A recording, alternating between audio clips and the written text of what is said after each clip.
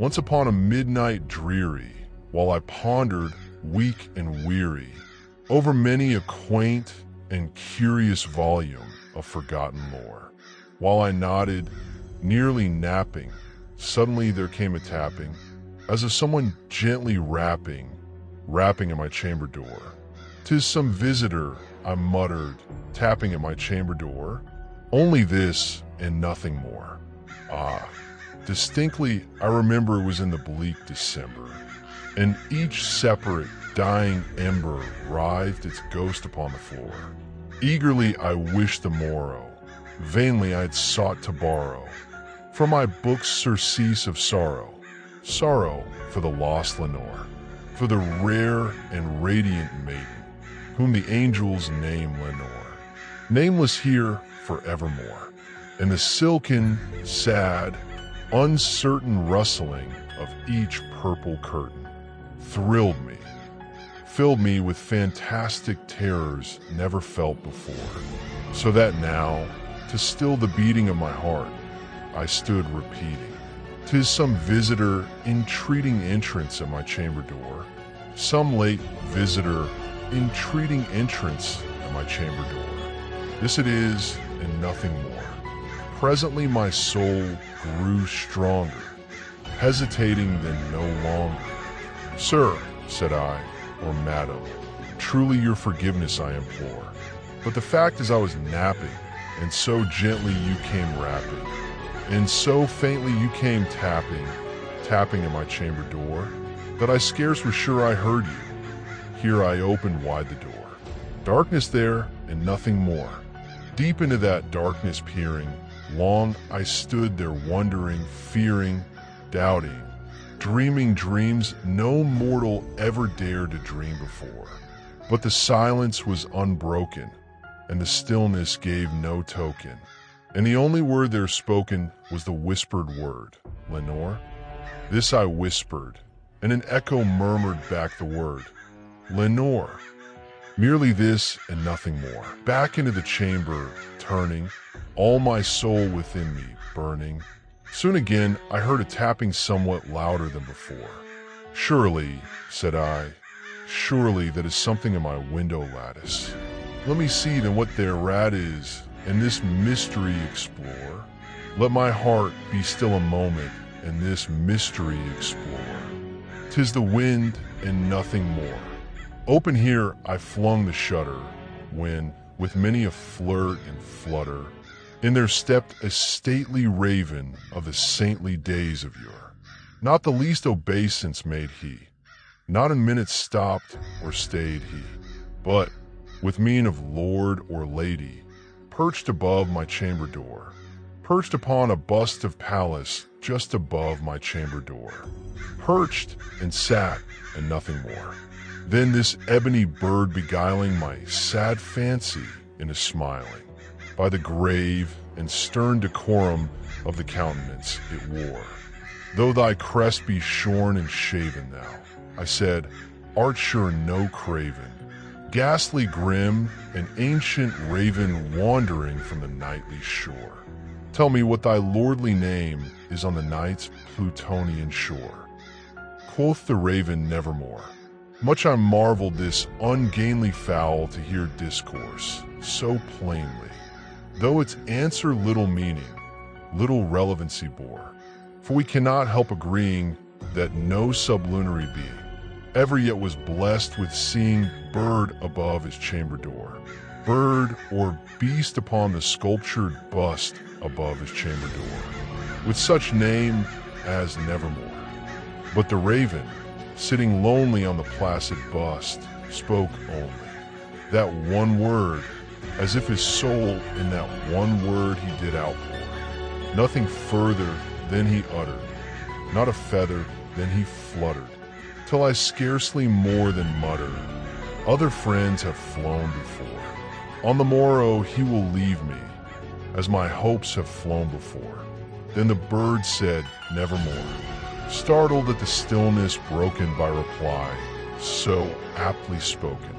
'Doubtless,' said I, 'what it utters is its only stock and store, caught from some unhappy master whom unmerciful disaster followed fast and followed faster till his song's one burden bore, till the dirges of his hope that melancholy burden bore, of nevermore, but the raven still beguiling all my sad soul into smiling. Straight I wheeled a cushioned seat in front of bird and bust and door. Then, upon the velvet sinking, I betook myself to linking fancy unto fancy, thinking what this ominous bird of yours, what this grim, ungainly, ghastly, gaunt, and ominous bird of yours meant in croaking nevermore. This I sat engaged in guessing, but no syllable expressing, to the fowl whose fiery eyes now burned into my bosom's core.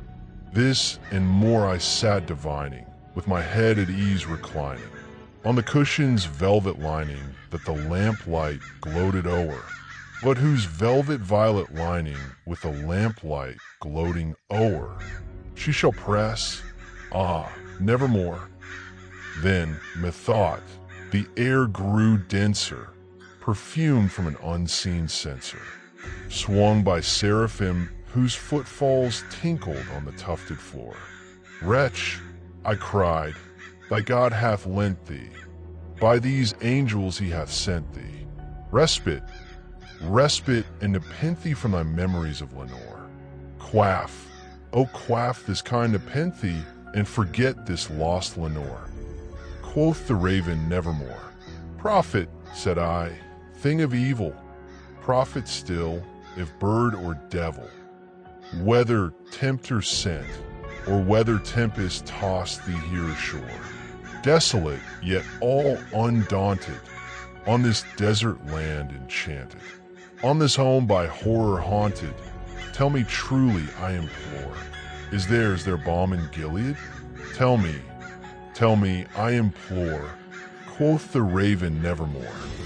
Prophet, said I, thing of evil, prophet still, if bird or devil, by that heaven that bends above us, by that God we both adore, tell this soul with sorrow laden if, within the distant night, it shall clasp a sainted maiden, whom the angels name Lenore, clasp a rare and radiant maiden, whom the angels name Lenore. Quoth the raven nevermore, be that word our sign of parting, bird or fiend. I shrieked upstarting, get thee back into the tempest and the night's Plutonian shore. Leave no black plume as a token of that lie thy soul hath spoken. Leave my loneliness unbroken. Quit the bust above my door. Take thy beak from out my heart, and take thy form from off my door. Quoth the raven nevermore, and the raven, never flitting, still is sitting, on the pallid bust of Pallas just above my chamber door. And his eyes have all the seeming of a demon's that is dreaming, and the lamplight o'er him streaming throws his shadow on the floor. And my soul from out that shadow that lies floating on the floor shall be lifted nevermore. Now that we have read the poem, it's time for the analysis. The poem begins with sound, not with an image. A soft tapping in the heart of the night. The night is not just a time, but a state of mind. A midnight of sorrow, a midnight of a weary, lonely mind. And the human, even before the raven arrives, is already prepared to be overcome. At first, the narrator still clings to reason. He rationalizes every sound, downplays every fear. A visitor, the wind, nothing more. But the poem is the collapse of this nothing more. Each stanza takes a step further from reason, and one step closer to obsession. Lenore, before being a person, is absence, a name that is repeated but has no body, no presence.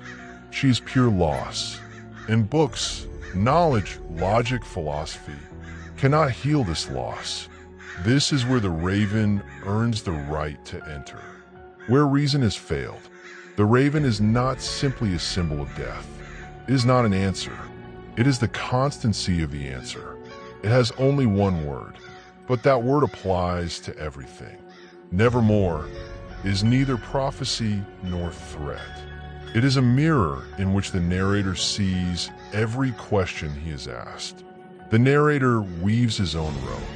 He asks, "Will I forget? Is there healing? Will I see her again?" And the raven only says what?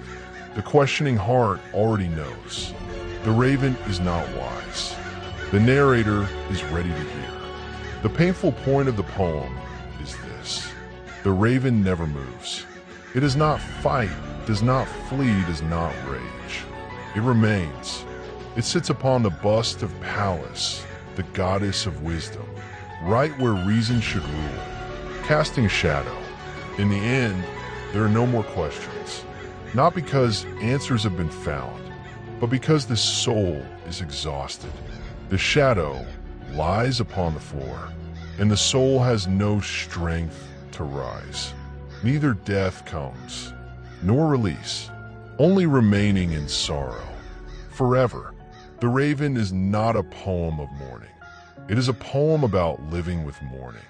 Not a cry of pain, but repeated whispers that, slowly, take over the house of the mind. If you like, we can next explore in detail the Raven, Lenore, Nevermore, or even the narrator's psychology.